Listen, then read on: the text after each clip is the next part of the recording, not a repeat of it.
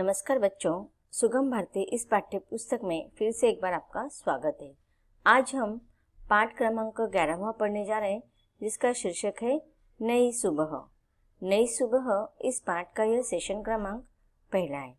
बच्चों, सब लोग पाठ्य पुस्तक निकालेंगे, हम पाठ को शुरुआत करेंगे। पाठ क्रमांक 11 नई सुबह संकलित, अर्थात यह इस पाठ के लेखक के बारे में बताया नहीं गया है। इस पाठ के द्वारा दहेज प्रथा, जो पारंपरिक और बुरी प्रथा है, उसका खंडन इस पाठ के माध्यम से किया गया है।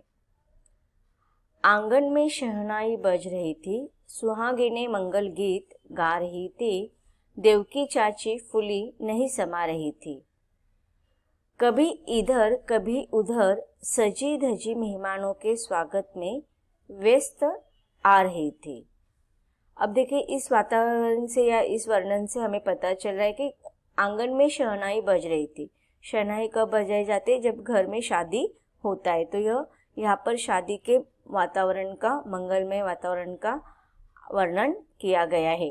देवकी चाची फूली नहीं समा रही थी। फूली न समाना अर्थात ये एक मुहावरा है और इसका अर्थ होता है कि अत्यधिक प्रसन्न होना या आनंदित होना।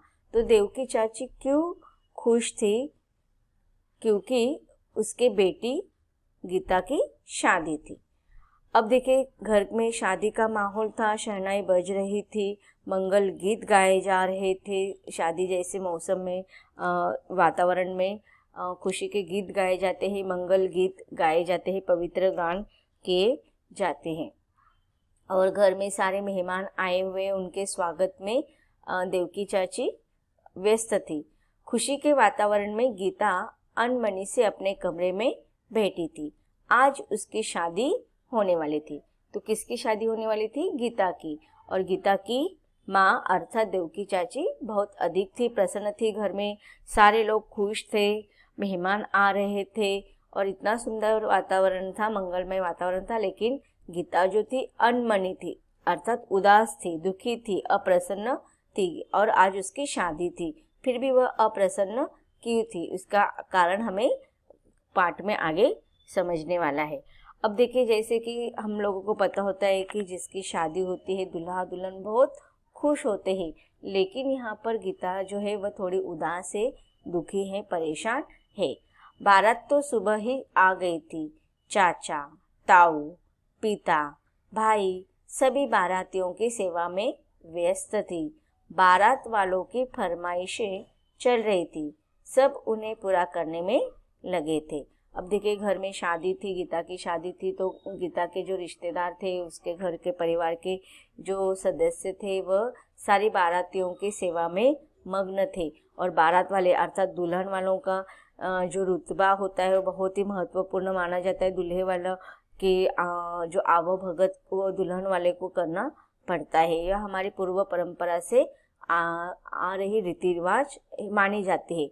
लेकिन आज ऐसा नहीं होता है, क्योंकि आज मौसम समय बदल चुका है, आधुनिकीकरण आ गए, लोगों के विचारधाराओं में परिवर्तन हो गए।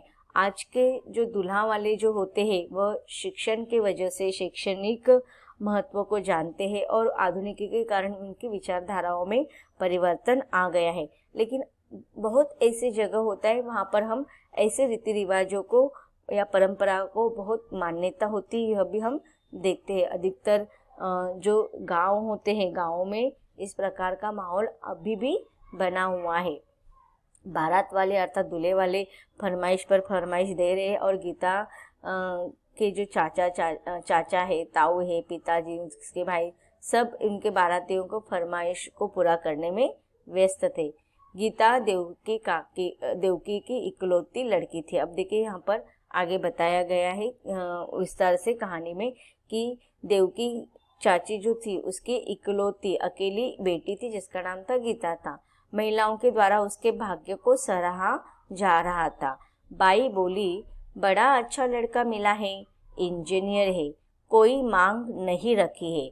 अब देखिए, महिलाओं के द्वारा, गांव की जो महिलाएं होती है वह इस प्रकार के मंगल कार्य में आते हैं और अपनी राय देते हैं या फिर जो मेहमान होते हैं, हमारे रिश्तेदार होते हैं, उनमें भी महिलाओं के इस प्रकार से बातचीत होते हुए हमें दिखाई देता है। तो यहाँ पर देखो महिलाओं के द्वारा गीता के भाग्य को बहुत ही प्रशंसा की जा रही है, स्तुति की जा रही है कि गीता जो है वो बहुत ही भाग्यशाली है, क्योंकि उसको इंजीनियर लड़का मिला हुआ था और उन्होंने किसी भी प्रकार का मांग नहीं की थी, अर्थात दहेज की मांग उन्होंने नहीं की थी। यहाँ पर इस प्रकार का माहौल महिलाओं के द्वारा ये बातें हो रही है। अब देखिए उस इंजीनियर होना, आज तो ये बहुत ही कॉमन बात लगती है, लेकिन उस जमाने में, पहले ज़माने में इंजीनियर यह बहुत ही रुतबे वाला पद था। तो बहुत कम लोग ये पद को हासिल करते थे और इसीलिए अगर किसी लड़की को इस प्रकार के बड़े हुद्दे पर काम करने वाले लड़के मिलते हैं दूल्हे के रूप में, तो उनके भाग्य को बहुत बड़ा माना जाता है। गीता को देखते हुए मौसी ने कहा, और फिर सुंदर सुशील गीता में भी तो कोई कमी नहीं है। पढ़ी लिखी सुगढ़ है हमारी गीता। बातें सुनकर गीता को कोई प्रसन्नता नहीं हुई, उसका मन अनजानी शंका से घिरा हुआ है। अब देखिए महिलाओं के द्वारा बातचीत हो रही थी, फिर भी गीता के चेहरे पर कोई प्रसन्नता, खुशी नजर नहीं आ रही थी। मन से वो बहुत ही आशंकित हुई थी, थोड़ा चिंता उसको लगी हुई थी। गीता के भाग्य को सराहते हुए जब महिलाएं बातें कर रही थी, तो गीता भी कोई मतलब कम होशियार नहीं थी, वो भी बहुत सुंदर, सुशील, सुघड़ महिला लड़की थी। बड़ी कठिनाई से रामनाथ जी ने यह संबंध तय करवाया था। जब लड़का तथा उसके पिताजी लड़की देखने आए थे, तो घर आंगन में मानो बहार आ गई थी। बातचीत होते होते बात दहेज पर आई। अब देखिए एक जमाना था जब लड़कियों की शादी तय करना, यह पिताजी के लिए, लड़की के माता पिताजी के लिए बहुत ही चिंता वाली बात रहा करती थी। और ऐसे में जब लड़के वाले लड़की को देखने के लिए आते हैं, उनका बहुत मान सम्मान किया जाता है, उनके साथ बहुत ही अच्छे से व्यवहार किए जाते हैं। लेकिन लड़के वाले जो होते हैं वह अपने आप को बहुत बड़ा मानते हैं और कभी कभी तो लड़के वाले बहुत सारी लड़कियों को देखते हैं और उनका जवाब भी नहीं देते। तो उस समय लड़के वाले के माता पिता की जो अवस्था होती है, मानसिक अवस्था, वो बहुत ही दुखदायी होती है। बातचीत होते, अब यहाँ पर देखिए उसकी शादी किस प्रकार से तय हुई थी, गीता की इसका वर्णन किया है। बातचीत होते होते बात दहेज पर आई। लड़के के पिता ने बड़े अंदाज से कहा, हमें दहेज में कुछ नहीं चाहिए, हम तो दहेज के खिलाफ है, हमारे लिए तो लड़की ही दहेज है। फिर भी यदि आप अपनी लड़की दामाद को कुछ दे तो हमें ऐतराज नहीं। अब देखिए यहाँ पर इस कहानी में मानव के दुर्व्यवहार के, दुर्स्वभाव के बारे में बताया गया है कि एक तरफ दूल्हे वाले जो गीता को देखने के लिए आए थे, वो तो बड़े अंदाज में बात कर रहे थे कि हम दहेज के खिलाफ है और दहेज लेना वो पसंद भी नहीं करते हैं और हमारे लिए तो लड़की महत्वपूर्ण है। अब आप लोगों को पता होता है कि बहुत सारे लोग ऐसे होते हैं कि उनकी वैचारिक जो धारणा होती है बहुत पवित्र होती है, बहुत ही सुंदर होती है। उनके लिए उनके घर में आने वाली जो बहू होती है वो लक्ष्मी का रूप होती है, तो उनके लिए वही महत्वपूर्ण होती है। उसके द्वारा जो दहेज दिया होता है वो बहुत ही इतना महत्वपूर्ण नहीं होता है। लेकिन यहाँ पर देखो दोहरा स्वभाव हमें दिखाई दे रहा है कि वो क्या कह रहे हैं, लड़के के पिताजी क्या कह रहे हैं कि हमें दहेज नहीं चाहिए, हमारे लिए कन्या या लड़की ही दहेज है। लेकिन फिर भी अगर आप अपने स्वखुशी से लड़की और अपने दामाद को कुछ भी देना चाहते हो तो हमें उसमें मना नहीं करेंगे, हमें उसमें कोई भी दिक्कत नहीं है। आप चाहे तो अपने लड़की और दामाद को जो चाहे दे सकते हैं। तो इसे हमें पता चले कि ऊपरी तौर से वो बता रहा है कि हमें दहेज नहीं चाहिए, लेकिन आप अपने लड़की को और अपने दामाद को देंगे, ये यहाँ पर उन्होंने बात कही है। और इसी बात से थोड़ा जो गीता जो थी ना वो थोड़ी उदास थी। रामनाथ जी विनीत भाव से बोले। अब देखिए गीता के पिताजी जो है उनका नाम रामनाथ जी है और वह बहुत ही विनीत नम्रता से बोले, जो कुछ है हमारा धन तो गीता ही है। लड़के के पिता ने कहा, बात आपकी सच है, पर खाली हाथ मुंह में नहीं जाता, हमारे सम्मान की बात है। अब देखिए यहाँ पर वो कहता खाली हाथ मुंह में नहीं जाना, मतलब हमारे हाथ में जब हम खाना खाते हैं तो हमारे हाथों में कुछ ना कुछ होता है, निवाला होता है। तो इस प्रकार आप अपने लड़के को खाली हाथ कैसे भेज सकते हो ना।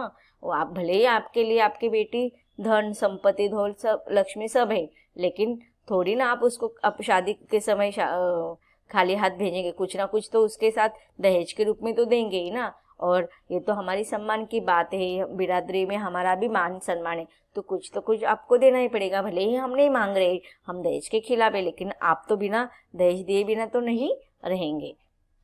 आगे वे कहते हैं कि मेरा लड़का है हीरा। रामनाथ जी ने हाथ झुलाते हुए कहा, मैं आपकी भावनाओं का पूरा मान रखूंगा और संबंध तय हो गया।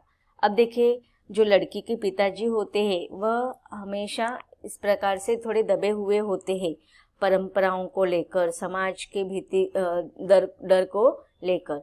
तो इस प्रकार से रामनाथ जी जो है यहाँ पर एक लड़की के पिता होने के नाते किस प्रकार से बेबस थे।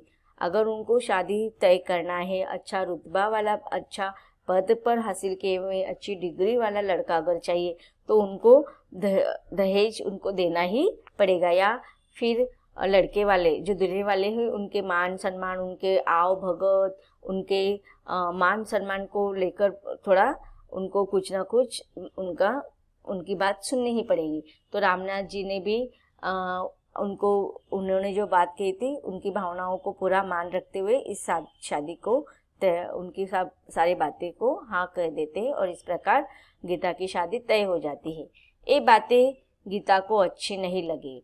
शायद पिताजी लड़की के पिताजी की इच्छा जान नहीं पाए। अब देखिए गीता जो थी वो आज के आधुनिक लड़की है, थोड़ी आधुनिक वैचारिक धारणा वाली लड़की है। उसने लड़के के पिताजी की बात को समझ लिया था कि वो दहेज चाहते हैं, भले उन्होंने कहा कि वो दहेज के विरोध में है। अब यहाँ पर रामनाथ जी को गीता को लगता है कि रामनाथ जी अर्थात उसके पिताजी को उस लड़के के पिताजी के दहेज वाली बात समझ में नहीं आई है और उसे इस प्रकार से अंदाजा आ जाता है कि उसके पिताजी दहेज नहीं मांग रहे, ऐसे रामनाथ जी को लगा। और यह बात जो थी दूल्हे के पिता ने, लड़की के पिता ने जिस प्रकार से रामनाथ जी से बात की थी, यह गीता को बिल्कुल भी अच्छी नहीं लगी थी। गीता को उसकी बातों में छलावा स्पष्ट नजर आ रहा था, परंतु लोक लाज के कारण बड़ों के बीच में बोलना उसने उचित नहीं समझा। अब देखिए बहुत सारे ऐसी चीजें होती कि लोक लाजवश समाज के डर से लोगों के बीच में, बड़े लोगों के बीच में बोलना लड़कियों को शोभा नहीं देते, उनके ऊपर संस्कार ऐसे किए जाता है। इसलिए गीता को वो बात समझ में आ रही थी कि लड़के के पिता के मन में छलावा है, छल कपट है। वह जिस प्रकार से बातें कर रहे थे उनसे उसको अंदाजा आ गया था, लेकिन लोक लाजवश वह अपने पिताजी को उस समय कुछ नहीं बोल पाई और उस समय वो चुप रही। उसके जाने के बाद उसने अपनी माँ देवकी से कहा, माँ मुझे इन लोगों की बातों से लग रहा है कि ये दहेज के लालची है, दहेज मांगेंगे। पर माँ कब मानने वाली थी। वह बोली, बेटी थोड़ा बहुत तो सभी करते हैं और हम भी करेंगे, इसमें चिंता की कोई बात नहीं। कैसा सुंदर राजकुमार सा लड़का है। अब देखिए यहाँ पर दहेज मांगना जितनी बुरी बात होती है, दहेज देना उतनी ही उससे भी बड़ी बुरी बात होती है।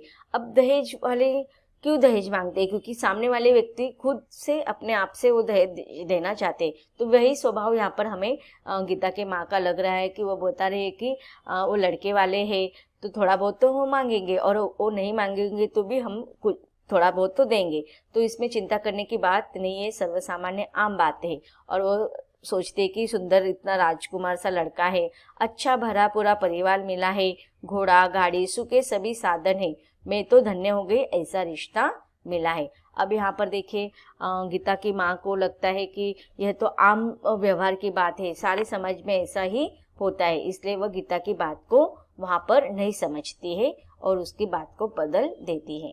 तो बच्चों यहाँ पर गीता के शादी के तय होने के बाद उसके मानसिक मनोदशा का वर्णन किया है। आगे हम कहानी में क्या होता है इसको हम विस्तार से पढ़ेंगे, लेकिन इसके अगले